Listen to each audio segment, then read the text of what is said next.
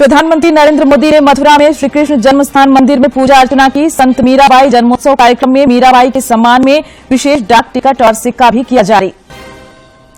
Uttarkashi tunnel हादसे में फंसे श्रमिकों को निकालने का काम युद्ध स्तर पर जारी। मशीन फंसने के कारण थोड़ी देर के लिए आई बाधा।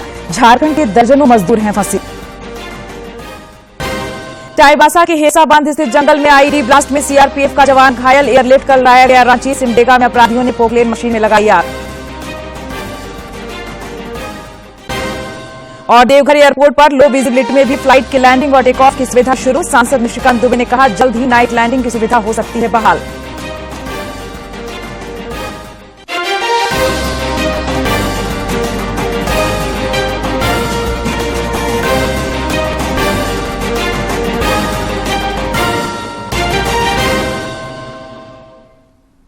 नमस्कार, खबर झारखंड में आपका स्वागत है। मैं हूं प्रियंका और अब समाचार विस्तार से। बुलेटिन में सबसे पहले बात करेंगे प्रधानमंत्री नरेंद्र मोदी के मथुरा दौरे की। प्रधानमंत्री नरेंद्र मोदी आज एक दिवसीय दौरे पर उत्तर प्रदेश के मथुरा पहुंचे। यहां उन्होंने मथुरा स्थित श्री कृष्ण जन्मस्थान मंदिर में पूजा अर्चना की। प्रधानमंत्री संत मीराबाई जन्मोत्सव में भी शामिल हुए। इस दौरान उन्होंने मीराबाई के सम्मान में विशेष डाक टिकट और सिक्का भी जारी किया। अपने संबोधन में प्रधानमंत्री ने कहा कि मथुरा के कण कण में कृष्ण समाये हुए हैं। उन्होंने कहा कि पूरे संसार में यहाँ की रज पूजनीय है।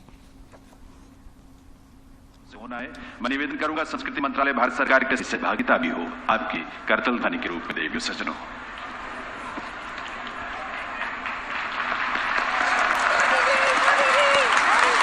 ब्रज लालजी और लाडली जी के प्रेम का साक्षात अवतार है। ये ब्रज ही है जिसकी रज भी पूरे संसार में पूजनीय है। ब्रज की रज रज में राधा रानी रमी हुई है।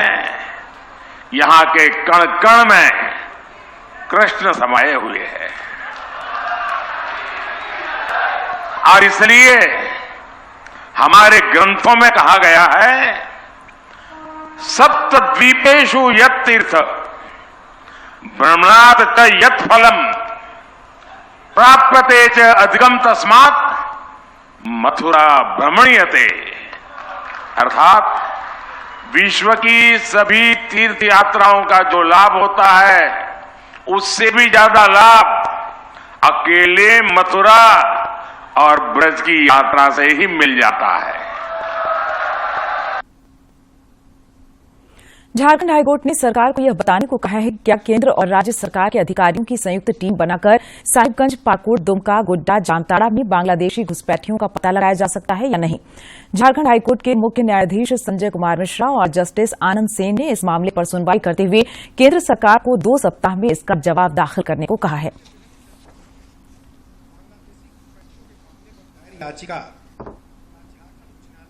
माननीय मुख्य न्यायमूर्ति एवं न्यायमूर्ति आनंद सेन की खंडपीठ में सुनवाई हुई।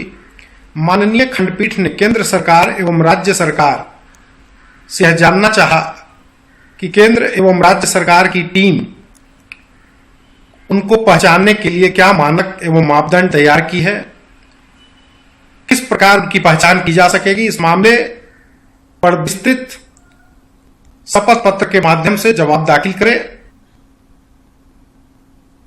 और अब बात उत्तरकाशी सुरंग हादसे की।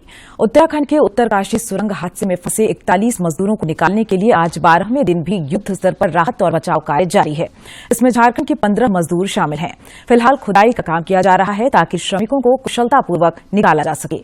मशीन के बार बार अटक जाने के कारण खुदाई में थोड़ी देरी जरूर हुई है, लेकिन जल्द ही लोगों को खुशखबरी मिल सकती है। ऐसी संभावना व्यक्त की जा रही है कि आज रात तक इन श्रमिकों को बाहर निकाल लिया जाएगा।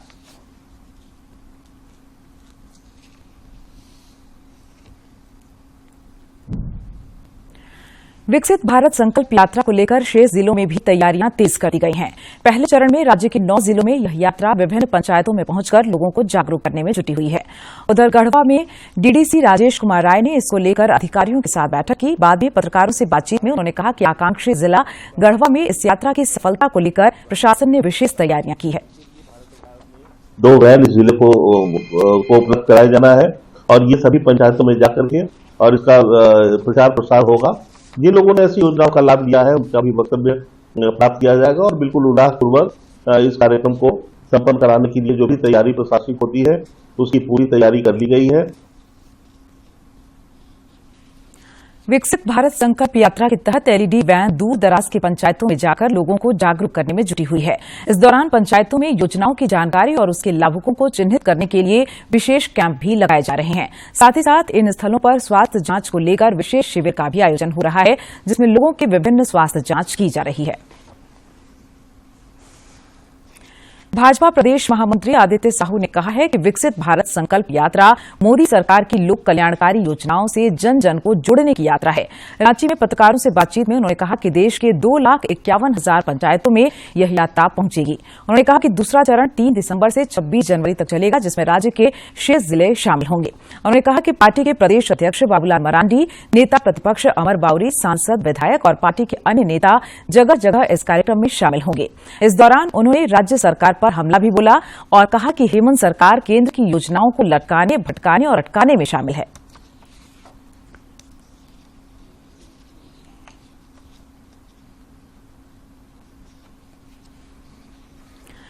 आपकी सरकार आपके द्वार कार्यक्रम के तहत 24 नवंबर से 26 दिसंबर तक विभिन्न पंचायतों में शिविर का आयोजन किया जाएगा। शिविर में ऑन द स्पॉट आमजनों की समस्याओं का समाधान किया जाएगा और योग्य लाभुकों को जन कल्याणकारी योजनाओं का लाभ दिया जाएगा। इस महत्वपूर्ण कार्यक्रम को लेकर आज सभी जिलों के उपायुक्तों ने संबंधित पदाधिकारियों के साथ बैठक की। कोडरमा की उपायुक्त मेधा भारद्वाज ने वीडियो कॉन्फ्रेंसिंग के माध्यम से तैयारियों की समीक्षा की और संबंधित पदाधिकारियों को कार्यक्रम की सफलता के लिए निर्देश दिए।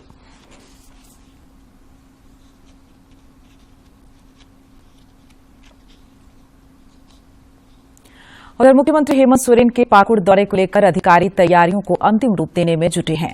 जिले के उपायुक्त मृत्युंजय कुमार वर्णवाल और पुलिस अधीक्षक हरदीप जनार्दन ने कार्यक्रम स्थल में बन रहे पंडाल और स्टॉल का जायजा लिया और वहां काम कर रहे अधिकारियों और एजेंसियों को कई निर्देश दिए। उपायुक्त ने बताया कि मुख्यमंत्री कल पाकुड़ आएंगे और यहां रात्रि विश्राम करने के साथ ही अधिकारियों के साथ बैठक भी करेंगे। उपायुक्त ने बताया कि मुख्यमंत्री जिले के लगभग 10,000 लाभुकों के बीच 126 करोड़ रुपए की परिसंपत्तियों का वितरण करने के साथ साथ 87 करोड़ की योजनाओं का शिलान्यास एवं 67 करोड़ की योजनाएं का उद्घाटन भी करेंगे। और एवरीडे हम लोग कर रहे हैं, देख रहे हैं कि कहीं छोटी सी छूट ना हो, हम लोग उसको प्रयास कर रहे हैं। और साथ ही साथ है ये जो अभियान में 3रा वर्ष हो रहा है उसमें हर एक पंचायत में 24 नवंबर से लेकर 26 दिसंबर तक है, हर एक पंचायत में कम से कम 1 दिन शिविर लगा है। मुख्यमंत्री हेमंत सोरेन आज भारतीय राष्ट्रीय कांग्रेस के महासचिव सह झारखंड प्रदेश प्रभारी अविनाश पांडे के पुत्र गौरांग के शादी समारोह में शामिल होने के लिए नागपुर पहुंचे। इस अवसर पर मुख्यमंत्री ने गौरांग को सुखद एवं खुशहाल दाम्पत्य जीवन की शुभकामनाएं देते हुए उनके समस्त परिजनों को बधाई दी। मौके पर कांग्रेस के राष्ट्रीय अध्यक्ष मल्लिकार्जुन खड़गे, ग्रामीण विकास मंत्री आलमगीर आलम सहित अन्य गणमान्य लोग उपस्थित थे।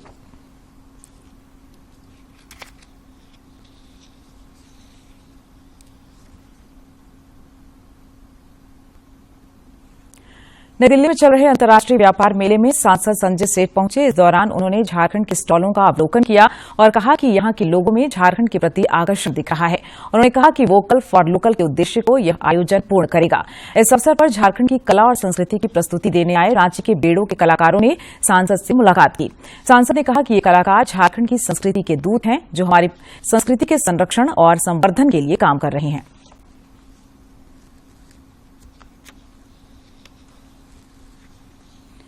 झारखंड विधानसभा के 23वें स्थापना दिवस के मौके पर आज कई रंगारंग कार्यक्रम आयोजित हुए। मौके पर गीत संगीत का ऐसा नजारा दिखाई दिया जिससे दर्शक झूमने पर मजबूर हो गए।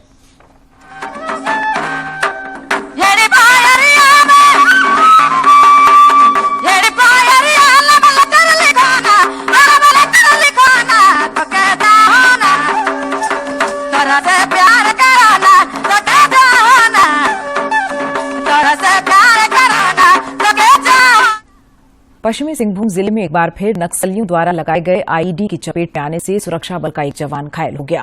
घटना के बाद घायल जवान को एयरलिफ्ट कर रांची लाया गया है। घटना के संबंध में मिली जानकारी के अनुसार हार्डकोर नक्सलियों के खिलाफ जारी सर्च ऑपरेशन के दौरान यह घटना हुई। जिले में हेसा बांध के समीप जंगल में आईईडी की चपेट में आने से जवान घायल हो गया। आज सुबह सीआरपीएफ 174 बटालियन की ए कंपनी एरिया डोमिनेशन ऑपरेशन में निकली हुई थी और उसी क्रम में जब सर्च अभियान चलाया जा रहा था तो एक आईईडी ब्लास्ट हुआ है। सिमडेगा के कोलेबीरा मेम्बो ग्राम के समीप अज्ञात अपराधियों ने सड़क निर्माण में लगे एक पोकलेन को आग के हवाले कर दिया। घटना की जानकारी मिलने के बाद पुलिस ने वहां पहुंचकर मामले की जांच शुरू कर दी। पुलिस आसपास के लोगों से पूछताछ भी कर रही है। जामताड़ा साइबर थाना की पुलिस ने करमाटांड एवं नारायणपुर थाना क्षेत्र के विभिन्न गांवों में छापेमारी कर 5 साइबर अपराधियों को गिरफ्तार किया है। इस संबंध में पुलिस अधीक्षक अनिमेश नैथानी ने बताया कि गुप्त सूचना के आधार पर एक टीम बनाकर छापेमारी की गई, जिसमें इन साइबर अपराधियों की गिरफ्तारी हुई। अपराधियों के पास से 16 मोबाइल, 21 सिम कार्ड, एक लैपटॉप, नगद 25,000 रुपए और एक मोटरसाइकिल बरामद की गई। और इसमें हम लोगों ने IT एक्ट के तहत कांड भी दर्ज किया है और जो बरामदगी हुई है उसमें 16 मोबाइल, 21 सिम, एक लैपटॉप, 25,000 रुपए नकद और एक रॉयल एनफील्ड मोटरसाइकिल की बरामदगी की गई है। देवघर एयरपोर्ट से जल्द ही नाइट उड़ान और लैंडिंग की सुविधा शुरू हो सकती है। गोड्डा सांसद निशिकांत दुबे ने बताया कि हाल ही में देवघर एयरपोर्ट में लो विजिबिलिटी की स्थिति में भी यहां फ्लाइट की लैंडिंग और टेक ऑफ की सुविधा बहाल हुई है। दिल्ली से देवघर लौटने के क्रम में पत्रकारों से बातचीत में उन्होंने यह बात कही।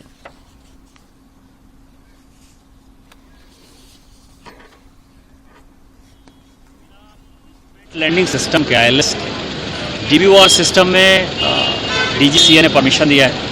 बड़े प्लेन 3200 में लैंड करेंगे, छोटे प्लेन 2800 में लैंड करेंगे और आज उसका उदाहरण जो है मुझे खुद ही मिला कि मैं 3500 में लैंड किया। यदि 5000 का विजिबिलिटी होता तो शायद ये प्लेन आज लैंड नहीं कर पाते। तो ये एक बड़ी खुशखबरी है। दूसरा, हाईकोर्ट में मामला लंबित है अभी। यदि हाईकोर्ट का जजमेंट आ गया और वो 7 मकान टूट गए तो ये प्लेन फिर से 1800 से लेकर 2000 में लैंड करने लगेगा। और जो रात्रिकालीन सेवा है रात में लैंड करने का, वो ILS मुझे लगता है कि जनवरी-फरवरी तक में शिवरात्रि के आसपास हम उसको भी चालू कर देंगे तो रात में दिन और रात यहाँ प्लेन चालू हो जाएगा। गुड्डा क्षेत्र के लोगों को बड़ी सौगात मिलने जा रही है। सांसद निशिकांत दुबे कल गुड्डा में पासपोर्ट ऑफिस का उद्घाटन करेंगे। सांसद ने बताया कि यह एक ऐसा लोकसभा क्षेत्र है जहां 2 पासपोर्ट केंद्र बनाया गया है।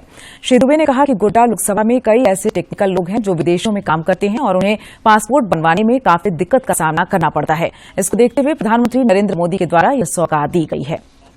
पासपोर्ट सेवा केंद्र, आपको पता है कि कई एक लोग यहाँ टेक्निकल हैं जिनको विदेश में नौकरी मिलती है लेकिन पासपोर्ट नहीं बनने के कारण वो जा नहीं पाते हैं। गुड्डा उसका एक बड़ा सेंटर है।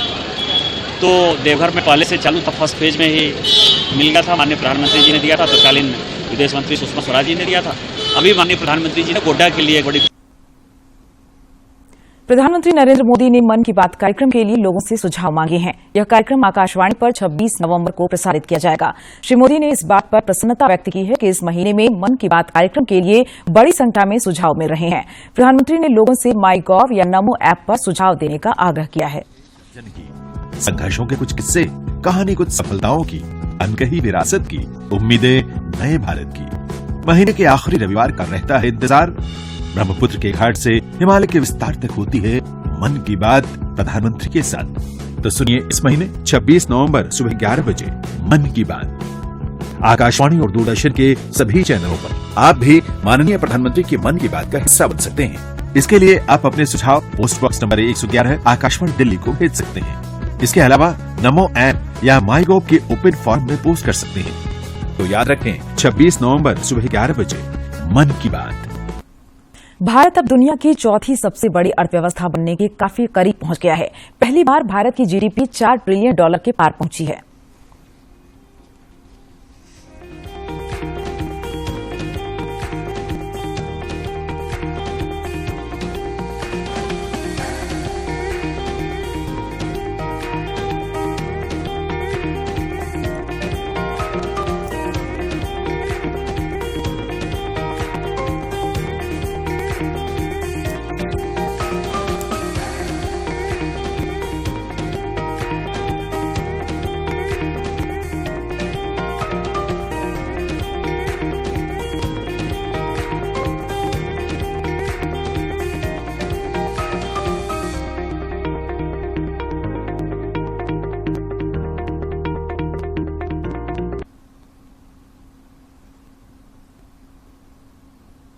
और अब कुछ खबर राज्य के विभिन्न जिलों से।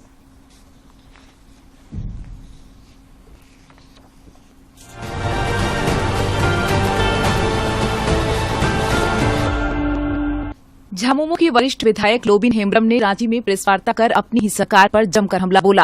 उन्होंने बताया कि सरकार ने यहां के आदिवासियों की जमीन बचाने के लिए CNT SPT एक्ट नहीं बनाया और न ही युवाओं की नौकरी के लिए एक भी परीक्षा आयोजित की।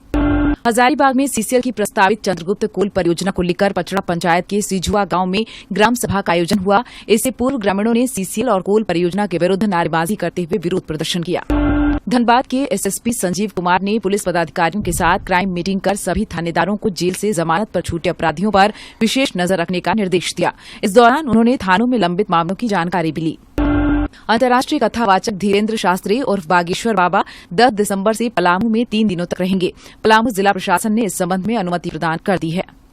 धनबाद थाना में आग लगने से स्टोर में रखे फाइल और कागजात के साथ कई सामान जलने की खबर है। हालांकि आग लगने का कारण स्पष्ट नहीं हो सका है। आग लगने की सूचना पाकर फायर ब्रिगेड की टीम मौके पर पहुंची और काफी मशक्कत के बाद आग पर काबू पा लिया गया।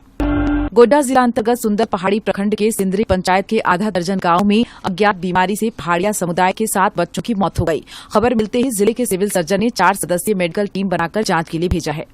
रांची जिले के जगन्नाथपुर थाना क्षेत्र स्थित मुख्यमंत्री उत्कृष्ट विद्यालय धुरवा में चोरी की घटना हुई है। दीपावली के दौरान जब स्कूल की छुट्टी थी तब चोरों ने इस घटना को अंजाम दिया।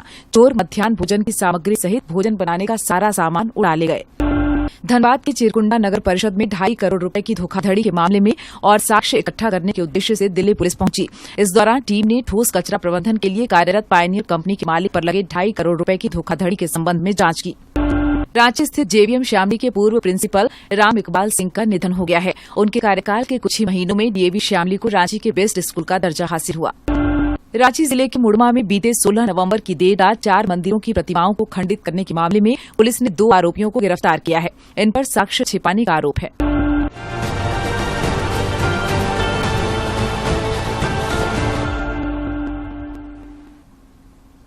आगे बढ़ेंगे, रुख कर लेते हैं मौसम का। राज्य के मौसम में दिन प्रतिदिन बदलाव देखने को मिल रहा है। जैसे जैसे दिन बीत रहे हैं तापमान में गिरावट आ रही है। सुबह से लेकर शाम तक ठंड अपना असर दिखा रही है। हालांकि दिन की शुरुआत सूरज की किरण के हो रही है, लेकिन दिन ढलने के बाद ठंड अपना असर दिखा रही है। मौसम विभाग के अनुसार आने वाले कुछ दिनों में पारा और गिरने की संभावना है। मौसम केंद्र ने बताया है कि अगले कुछ दिनों में न्यूनतम और अधिकतम तापमान में 2 से 3 डिग्री की गिरावट होगी। और अब एक नजर डालते हैं प्रमुख शहरों के आज के तापमान पर। राजधानी रांची का अधिकतम तापमान 26.2 और न्यूनतम 13.6 डिग्री सेल्सियस रिकॉर्ड किया गया। जमशेदपुर का अधिकतम तापमान 29.2 और न्यूनतम 16 तथा डाल्टनगंज का अधिकतम तापमान 30.5 और न्यूनतम तापमान 13.8 डिग्री सेल्सियस रिकॉर्ड किया गया।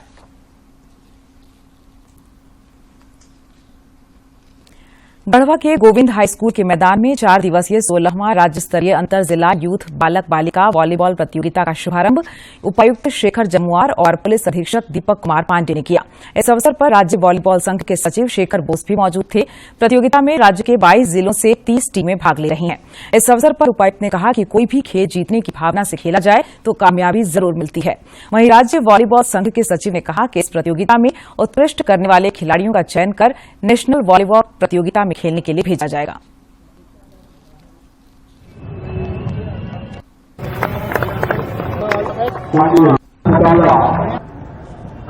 फ्यूचर आपका है, सोच आपकी है, मेहनत आपकी है।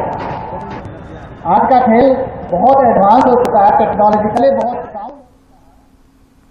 हजारीबाग जिला शतरंज संघ द्वारा 22 नवंबर से 26 नवंबर तक 6 दिवसीय ऑल इंडिया फीडे रेटिंग शतरंज प्रतियोगिता का आयोजन किया गया है। इसमें देश भर से 400 से अधिक खिलाड़ी हिस्सा ले रहे हैं। विनोबा भावे विश्वविद्यालय के बहुउद्देशीय भवन में आयोजित इस प्रतियोगिता में 2 दर्जन से अधिक राष्ट्रीय और अंतर्राष्ट्रीय खिलाड़ी शामिल हैं। मौके पर उपस्थित विधायक मनीष जायसवाल ने कहा कि शतरंज एक माइंड गेम है जिसमें उम्र की कोई सीमा नहीं होती है। और अब अंत में मुख्य समाचार एक बार फिर।